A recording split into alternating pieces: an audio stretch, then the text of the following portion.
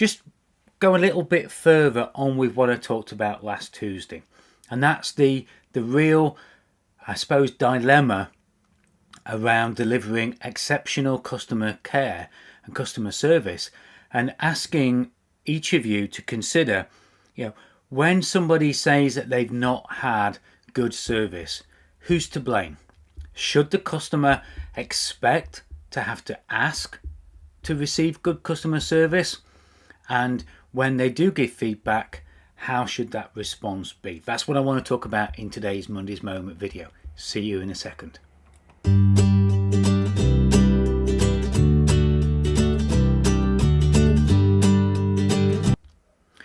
So, as many of you who might have watched last week's video will know, that I went away for a spa day and night with my wife for her birthday, and didn't have a great experience. It was an okay experience, but it wasn't the exceptional experience that we expected it to be, nor that we thought that it was value for money for what we should have paid for it, certainly for some of the extras that we paid for. So I sent an email off to the resort, because at the end of it, the checkout, and this is what I talked about last week, the checkout left me feeling very underwhelmed by it all. And that's really what I want to talk about, because I really felt that they hadn't listened to me during our stay. They certainly didn't get a 5-star review as the other image out there. But as the slide said there, I did some training on Patrick Lencioni's book, The 5 Dysfunctions of a Team. And one of the dysfunctions is the avoidance of accountability. And when I received the email response from the resort, everything was my fault. Apparently, I should have hung around later and waited longer at the bar to be served. Apparently, I should have gone and found somebody to come and help me. Apparently, if I felt the room wasn't warm enough, I should have said something about it. Apparently, the checkout procedure that just wasn't there was nobody at the reception desk, wasn't their fault. It was because they were dealing with other customers. And that's why my checkout experience wasn't as good as it should have been. So there was a real avoidance of accountability.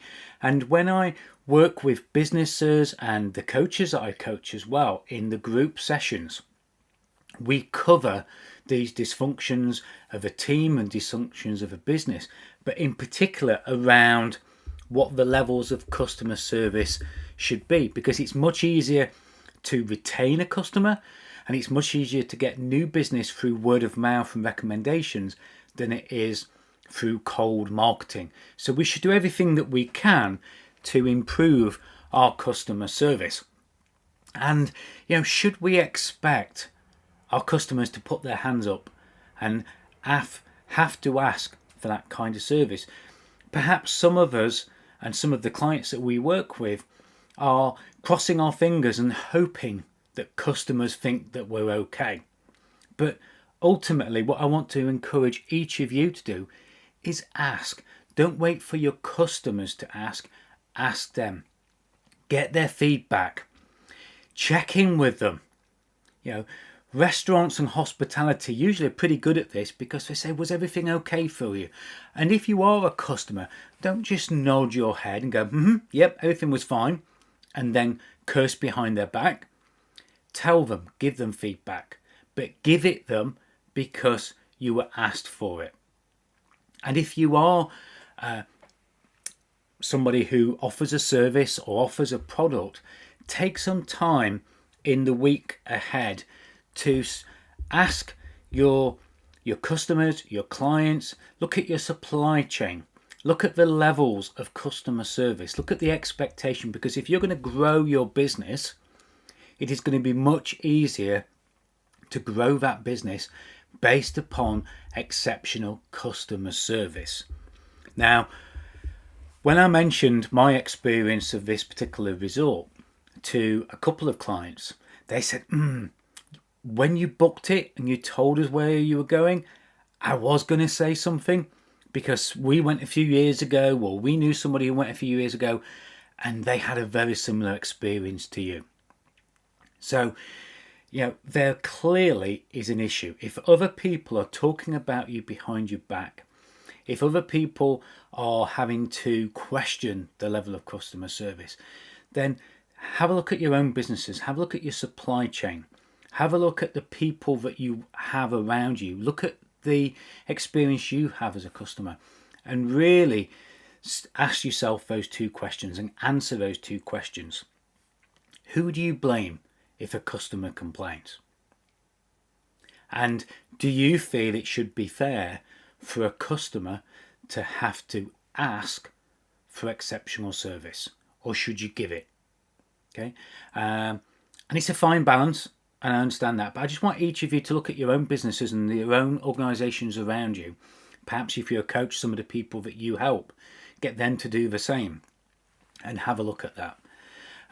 I've got a group session where you can bring any hot topics to. It's happening in this Wednesday, November 22nd at 12 noon Eastern Time, US, and 5 p.m. UK time. If you'd like to bring any problems, could be customer service, could be how you generate leads, it could be how you convert sales, it could be how you retain clients for the long term.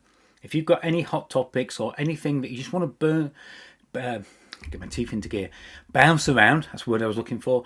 If there are any topics that you want to bounce around and just work with me and work with other people that will be on the sessions as well and get some input from all of us into finding a better solution, a better decision for you, then please go to groupcoachingdemo.com. If you have any problems with the link, please let me know. Love to have you in that group session. And of course, please, if you have some stories to share about customer service, of how to fix it, how to work on it, or perhaps some experience you've had where somebody has delivered exceptional customer service or terrible, please let me know. I'd love to have you as a guest on my podcast as well. But more importantly, this week, I'd love to help you on that session on this Wednesday. So check the link, groupcoachingdemo.com, and it's just a demonstration of how a group session can deliver exceptional value to you. No sales pitch guaranteed. And as always, I look forward to seeing you on next week's Monday's Moment video and during the week on some other posts and videos too. Bye for now.